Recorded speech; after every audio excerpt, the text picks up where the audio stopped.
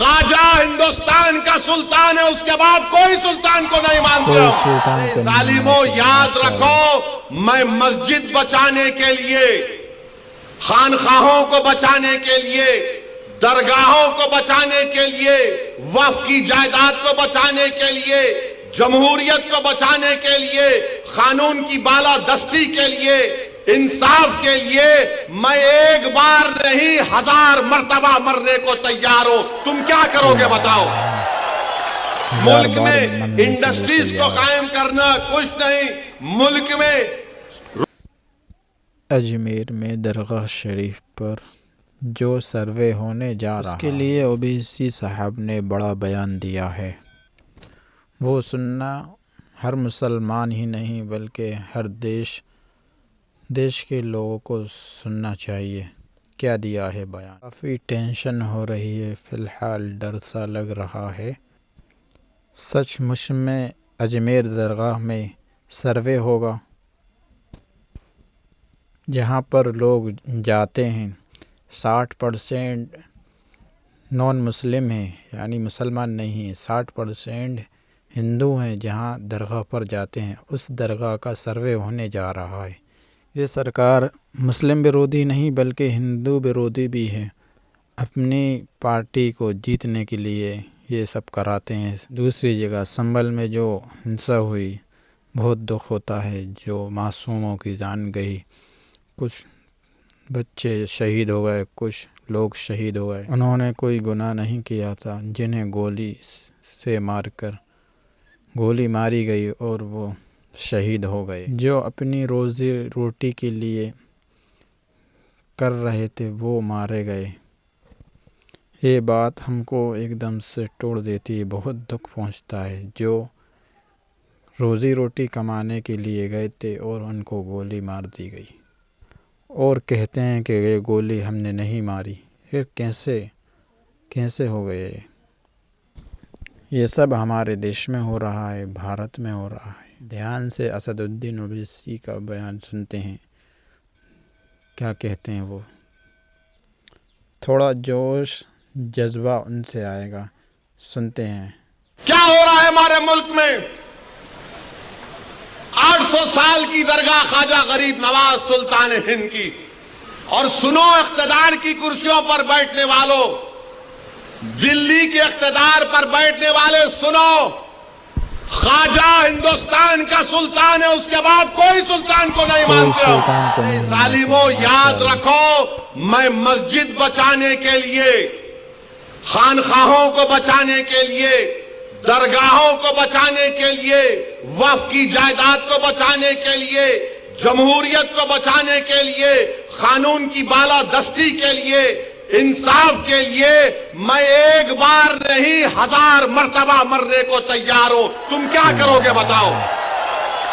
मुल्क में इंडस्ट्रीज को कायम करना कुछ नहीं, मुल्क में रोजगार की स्कीमों को नाफिज करना ताकि नौजवानों को रोजगार मिल सके कुछ नहीं।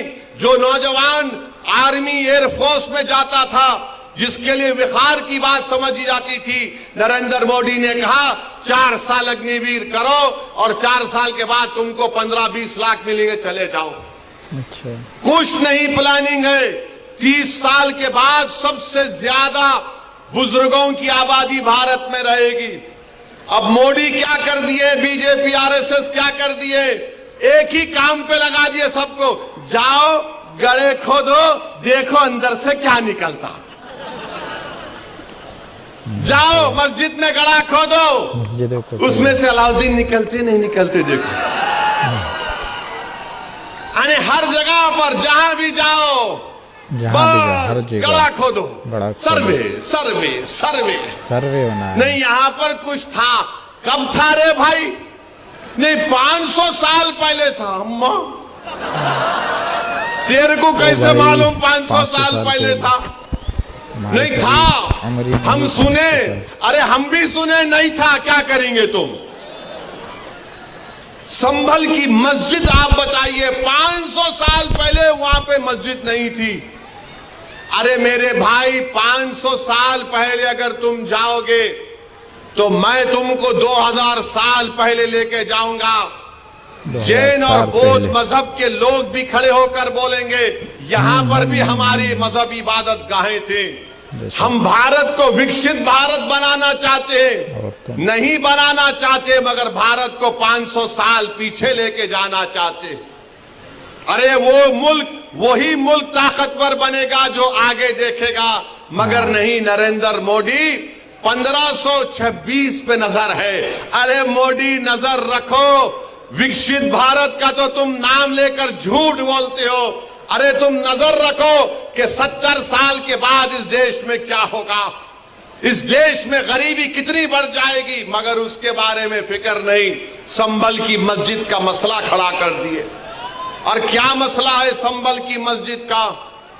कोई, रुक जाओ भाई, वो कुर्सियां छोड़ दीजिए, कुर्सियां भाई डिस्टर्ब मत करिए, थोड़ी देर के लिए सुनिए। एक पद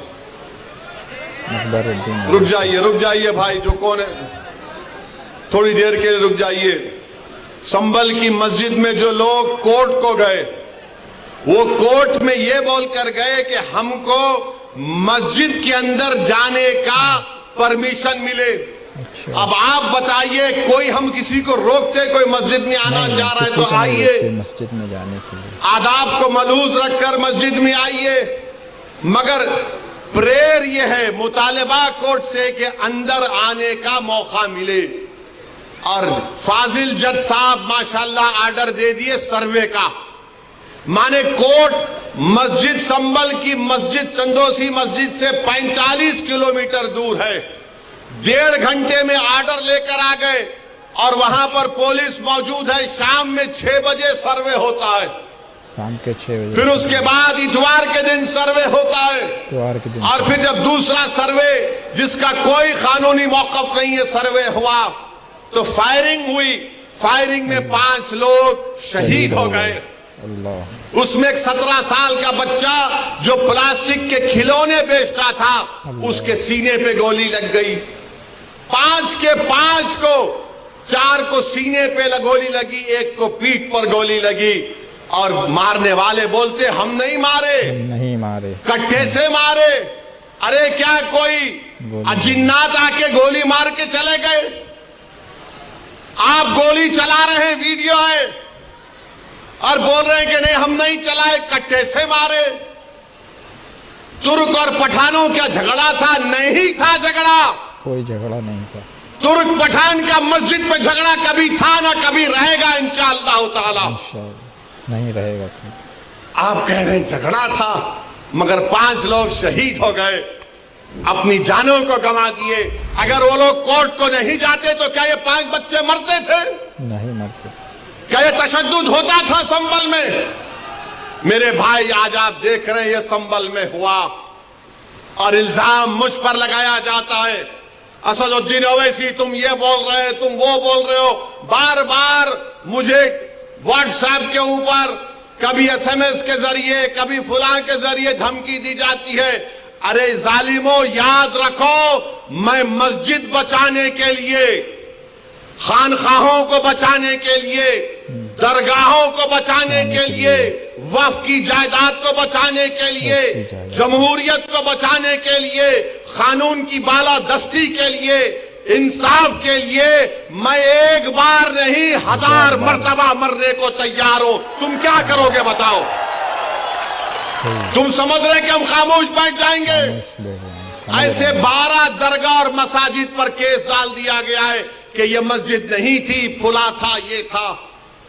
सलीम चिश्ती रहमतुल्लाह अलैह की दरगाह पर केस डाल दिया गया। सुल्तान हिंद ख्वाजा अजमेरी के आस्थाने पर केस डाल दिया गया। और क्या बोलते हैं, केस डालने वाला कौन है मालूम आपको? ये मेरे घर के पास दिल्ली में आकर मेरे घर के ऊपर जो नेम प्लेट है उसको तोड़ा, पत्थर फेंके घर में मेरे, और उसके बाद मेरे नेम प्लेट पर कालिक डालकर धमकी दिया कि ओवैसी तेरे को देख लेंगे। अरे कमीने, कभी बोल कर आना, मर्द का बच्चा है तो मैं ठहरता हूं सामने। बस आते कैमरा लेके फाइबर फेंके भाग। अरे बोल क्या? आ रहा हूं कल तेरे पास तो मैं भी ठहरता हूं, देखेंगे 6 फुट 2 इंच क्या करता है। वो आदमी अब कोर्ट को गया, सुप्रीम कोर्ट के वकील को थप्पड़ मारा। 2016 में दिल्ली की पुलिस ने उसको तड़ी पार का नोटिस दिया। वो कोर्ट में केस डाल रहा है कि ख्वाजा अजमेरी का आस्थाना नहीं है, वहां पर कोई और जगह थी। हवाला क्या दे रहा है? 1901 की किताब, 1901 की किताब का भरोसा करेंगे या फिर 13वीं सदी की किताब खजाइने फुतुहा, जिसको अमीर खुसरो रहमतुल्लाह अलैह ने लिखा? किसकी किताब पे यकीन करेंगे? 1901 में कोई दीवाना लिख रहा नहीं, रिवायत ये बताती है। अबे रिवायत बहुत बातें बताती है, यकीन कर लेंगे क्या? नहीं करेंगे। पार्लियामेंट ने कानून बनाया कि 15 अगस्त 47 को जो मस्जिद, मंदिर, गिरजाघर, गुरुद्वारा रहेगा वो सील है, बंद है, उस पर कोई छेड़खानी नहीं होगी, उसका कन्वर्जन नहीं होगा, उसका कैरेक्टर नहीं बदला जाएगा। मगर ये क्या हो रहा है? क्या हो रहा है? क्या हो रहा है हमारे मुल्क में? 800 साल की दरगाह ख्वाजा गरीब नवाज सुल्तान हिंद की। और सुनो इख्तिदार की कुर्सियों पर बैठने वालों, दिल्ली के इख्तिदार पर बैठने वाले, सुनो, ख्वाजा हिंदुस्तान का सुल्तान है, उसके बाद कोई सुल्तान को नहीं मानते हो। ख्वाजा के आस्थाने पर चले गए, गरीब नवाज के आस्थाने पर चले गए। अरे कौन सी किताब तुम्हारी? नहीं, वो फुला दीवार को ऐसा खिकोरे तो उसको ऐसा रंग निकाले तो छतरी निकलती। अबे तेरे घर में मैं अगर 1000 फीट खोदा तो उसमें भी खाने जहां खां की मलबा निकलता, क्या करेगा? दे देता मेरे को, क्या करेंगे? नहीं, वो था। याद रखो, ये मुल्क कमजोर हो जाएगा।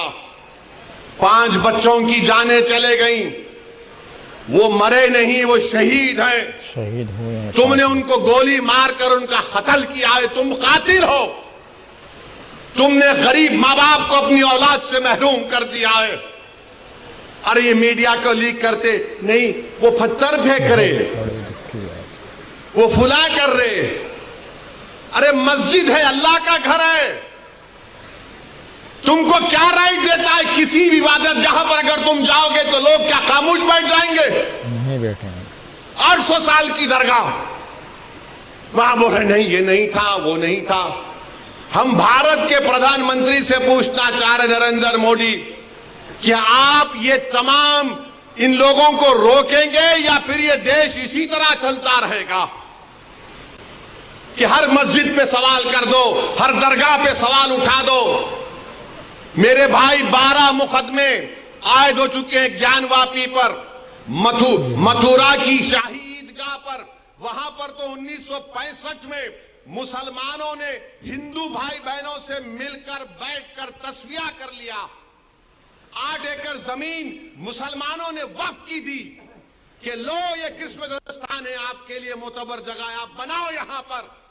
65 में सुन्नी वक्फ बोर्ड की इजाजत से एग्रीमेंट हो गया हिंदू मुसलमान में। 2023 में कोई आके बोला वो कौन हिंदू होते, वो पूरी जगह हमारी है। टीले वाली मस्जिद लखनऊ की, ऐसे 12-13 मुकामात हैं। सुप्रीम कोर्ट ने राम मंदिर के फैसले में कहा कि 91 का एक्ट भारत के संविधान का एक अटूट हिस्सा है। और फिर उसके बाद डीवाईसी चंद्रचूड सीजीआई थे, वो खामोश हो गए। ओरल ऑब्जर्वेशन किया कि नहीं, सर्वे को असर्टेन करने में क्या बुरी बात है? अरे बुरी बात यह है कि सर्वे कोई एकेडमिक एक्सरसाइज नहीं है। सर्वे क्यों किया जा रहा है? क्यों किया जा रहा है? ज्ञानवापी मस्जिद में वजू खाने को सील हो गया। ज्ञानवापी मस्जिद के जुनूबी तरफ हमारे पास नहीं है, वक्फ की जायदाद नहीं है, वो क्या क्या करेंगे आप? और जब बाबरी मस्जिद का फैसला आया था, मैं पुकार कर कह रहा था ये गलत फैसला है, इसके बाद बहुत सी चीजें खुलेंगे। तो मेरे खिलाफ ये वही लोग हैं जो आज इस असेंबली के इलेक्शन में इनको और दो उनको और दो ऐलान किए थे। वो लोग मुझे फोन करके बोले आप ऐसा क्यों बोल रहे हैं, आप इम्यूनेशन दे रहे हैं बीजेपी को। मैंने कहा हजरत दामन बरकाता हूं, जजमेंट आप पढ़ो, ये जजमेंट तमाम चीजों को खोल देगा। मुझसे कहा कि आप खामोश हो जाओ, ओवैसी तुम मत बोलो। मैंने कहा मौत मेरे को खामोश कर सकती, जब तक अल्लाह जिंदा रखेगा मैं सच्चाई को बयान करूंगा और बयान करता रहूंगा। आज बोलो खामोश हो जाओ। मैं जब कह रहा था तो कोई बोल रहे हैं मत बोलो, इनको क्या है, ये भड़काऊ भाषण दे देते, इनको क्या है, इनको टीवी पे जाके बोलने का शौक है।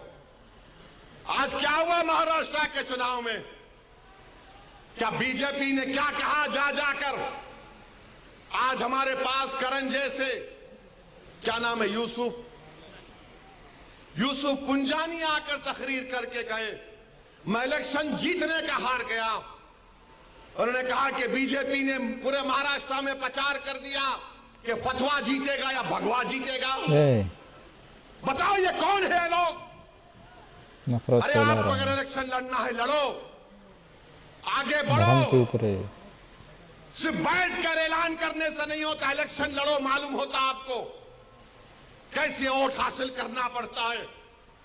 एक आलिम दीन मुफ्ती इस्माइल आपके सामने जो इलेक्शन लड़ रहा भी है, मिंबर रसूल पर आपको अच्छाई को बयान भी करता है और चुनाव भी लड़ता है।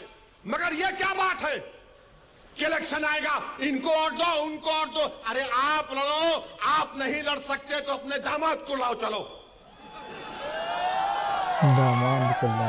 लड़ो ना, क्यों नहीं रोकना? नहीं, हम इनको बोलेंगे, उनको बोलेंगे। क्या हुआ? आपने बीजेपी को हैंडल दे दिया। यूसुफ पुंजानी कह रहा है कि बीजेपी गली गली जाकर ऐलान कर दी कि फतवा जीतेगा या भगवा जीतेगा।